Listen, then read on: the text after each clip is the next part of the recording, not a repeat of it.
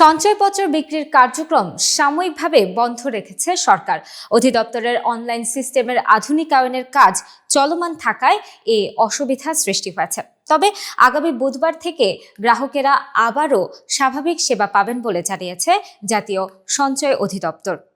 জাতীয় সঞ্চয় অধিদপ্তরের পক্ষ থেকে জানানো হয়েছে, অনলাইন ম্যানেজমেন্ট সিস্টেম উন্নত করার জন্য সার্ভার বন্ধ রাখা হয়েছে, যদিও অর্থ পরিশোধ সংক্রান্ত অন্যান্য সেবা অব্যাহত রয়েছে।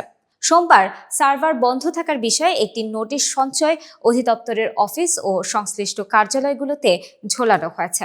অর্থ সচিব মোহাম্মদ খায়রুজ্জামান মজুমদার জানিয়েছেন, 2-1 দিনের মধ্যেই সার্ভারের উন্নয়ন কাজ শেষ হবে এবং গ্রাহকেরা পূর্ণাঙ্গ সেবা পেতে শুরু করবেন।